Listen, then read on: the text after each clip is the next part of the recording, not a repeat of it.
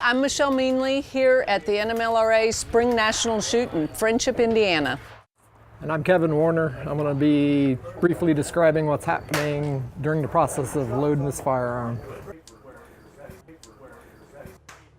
First thing, that after it's fired, notice that the bore is nice and sharp. Everything is real sharp edges for accuracy when the bullet comes out. False muzzle goes on to give a reference for the cross paper, and then there's a little bit of chamfer or taper in the false muzzle itself to aid in starting the bullet. Bullet will start halfway down the false muzzle by finger pressure, so you can start it aligned initially. It's important for cleaning to be consistent shot to shot, so 1, 2, or 3 wet ones down it. Same number of strokes up and down, consistency between cleaning.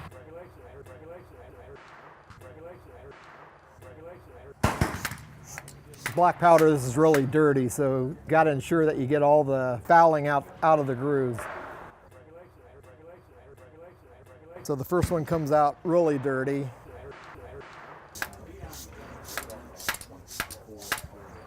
By the time you get to the second one, it's clean.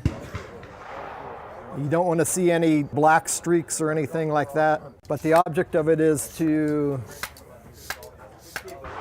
when you get this last wet one out, that it's clean. So there's no debris, no gunk in any of the grooves. Then you follow it up with a dry one to condition the bore with the same moisture content from breech to muzzle. So you're just dragging all that moisture and drying it. So the bore's conditioned now. Loading drop tube goes in. That's just so powder grains don't stick to the inside on the rifling. As you're dropping it down, it's all going down to the breech.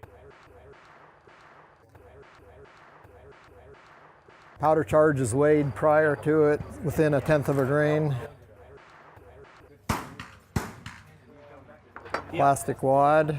Part of this taper so everything can get started down into the false muzzle, so you're not fighting anything right at the muzzle.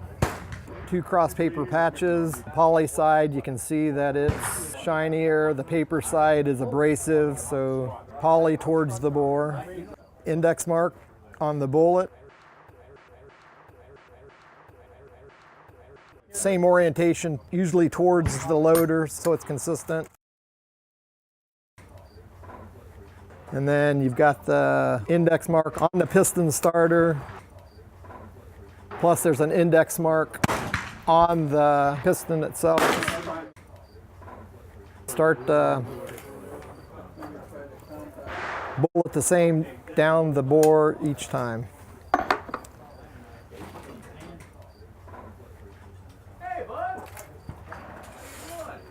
Rod's got the index mark on it, so object of it is to keep everything from shot to shot exactly the same.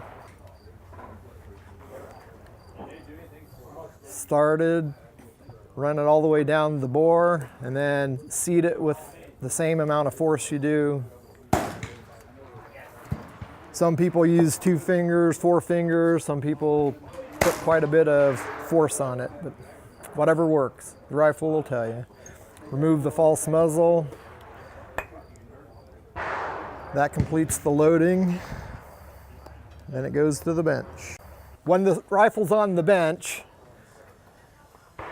the front muzzle rest is aligned on the bench the same way. There's a guide strip. Ensure that it's placed on the same position on the bench between shots, and then a little stop up front for the same reason.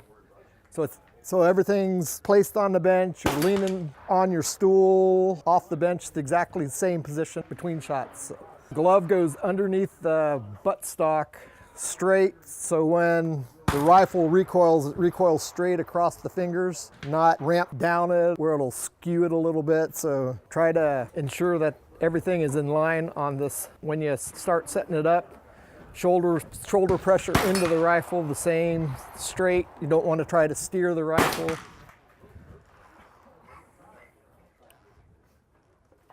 You should be able to set it on your fingers and have it on the bench, and when you curl into it, the crosshairs don't move on the target at all. If it does, you're steering it a little bit.